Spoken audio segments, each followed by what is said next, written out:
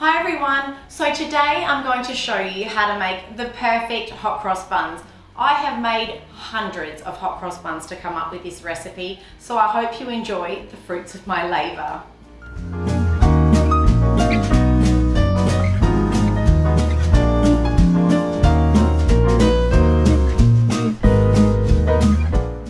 So step one, just add your salted butter to your milk in a microwave-proof jug or bowl.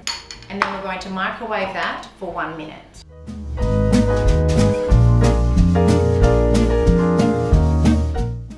So now that I've melted my butter inside my milk, it's all downhill from here. So now we've just got to add it to the bowl in order. So just pour that in without splashing yourself. Then we're going to add our egg, our sugar, our salt. Now, if there's one thing I must tell you, it's keep your salt away from your yeast. So the other things, it doesn't really matter what order you put it in, but keep the salt away from the yeast, which is why we're putting it in now. I'm just gonna add that. I've got my bread improver, my mixed spice,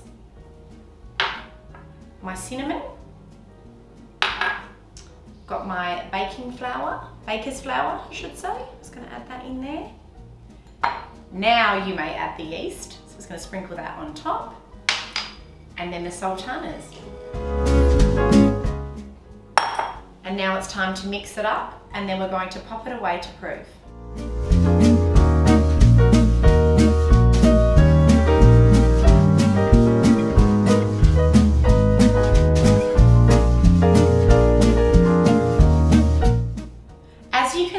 The dough is not ready yet because it's still sticking to the sides. Once you see the dough pull away and form a tight ball and it's not sticking to the sides or the bottom, your dough is now ready. Even if it takes a little bit longer than 12 minutes or before 12 minutes, this is fine. So now you can see that the dough is no longer sticking to the bottom or the sides. This indicates that the dough is now ready.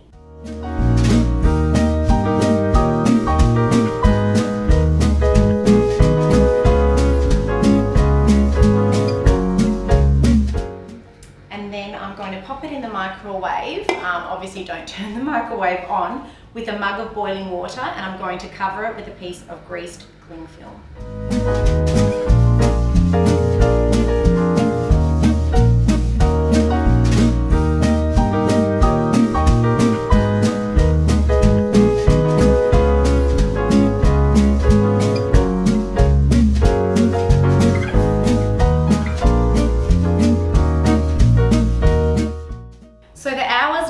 And I've just removed my beautiful proofed dough from the microwave. Look how puffy that is. So now what we're going to do is, it's called a punch down, so punch it. And then I just like to bring the sides into the center. That's just knocking out the air. We're going to flour our bench. Move that so you can see. Just going to flour our bench, not too much.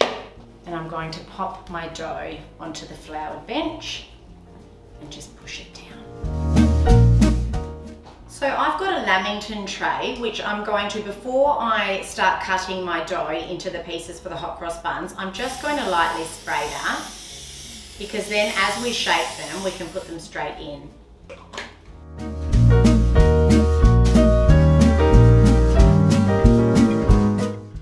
So now with the dough, get your electronic scales. You don't have to use electronic, but trust me, it's much easier. And I'm going to divide my dough into 15 85 gram little pieces. So this is really handy, by the way. Okay, so let's start. Okay, 68. So you get the hang of it after a few. So we've got 90. It's a bit of a game of take some, add some. You don't have to be too precise, but there we go, there's one there. And this is such a nice activity that you can do with your children as well. You can make chocolate ones, which I'll share the recipe as well. So pretty much exactly the same method, but just different ingredients. But with the chocolate chip ones, you've got to knead the chocolate in after the 1 hour proof, because otherwise it will melt.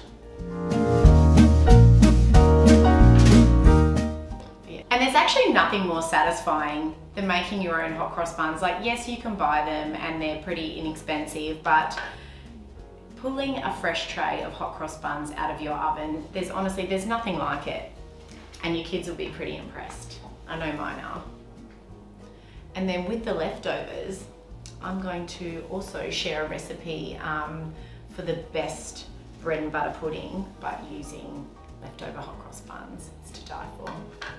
Portions of dough, and I'm going to show you how to roll them. So we've got our tin ready, and that's been lightly sprayed, and we're going to do 5 rows of 3 to make 15 hot cross buns.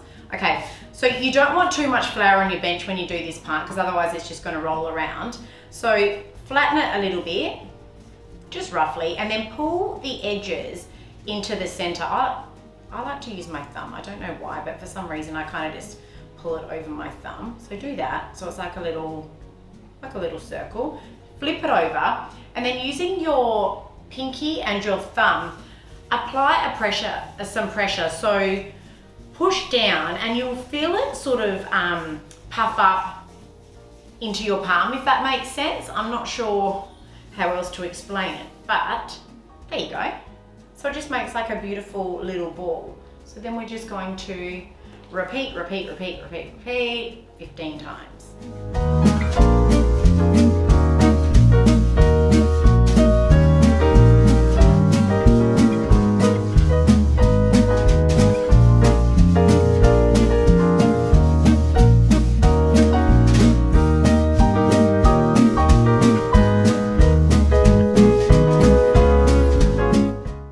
Okay, so these have proved for 30 minutes, and look how beautiful they are. That's why I use this lamington tray, because it's just perfect, and then they push against one another and they puff up beautifully. So now this is also why we grease the cling film so it doesn't stick. So now we need to make the crosses. Okay, so with the crosses, just so you know, it's equal amounts flour and water, so you can't stuff this up. So it doesn't really matter what you use to measure, just make sure it's equal amounts. So I'm going to do the 2 tablespoons, I'll just put it in a jug. So 2 tablespoons of flour, and then 2 tablespoons of water. And then just mix it up. Just get the lumps out. Just like a claggy little paste of flour and water. Okay. And I always just stick it in a Ziploc bag. It doesn't matter what size. This is just much easier. So I need a little spatula. So just pop that in there. And you don't want your crosses to be too fat, because it's flour and water. So it's not particularly tasty. Okay. Just kind of get that in the corner, and then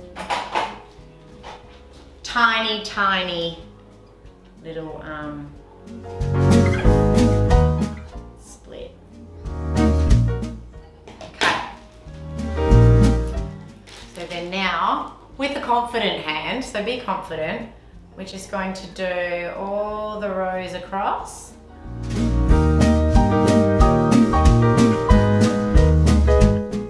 Don't worry too much, these will look amazing. You don't need to have a perfect cross, so don't stress too much.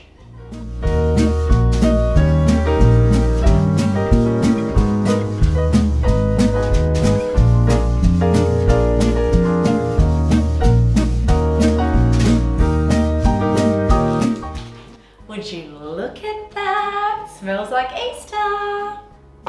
Okay, so now we're going to pop them in the oven and bake them, and then once they come out, we need to glaze them immediately. So now's the time to get the glaze ready.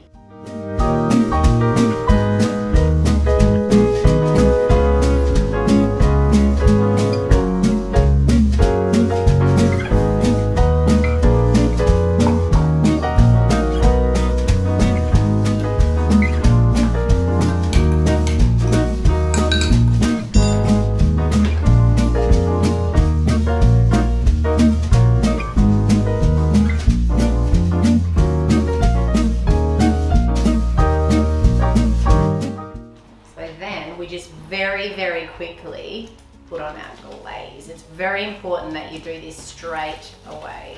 It's like dressing them. They're getting dressed. It's like the equivalent of us wearing lipstick.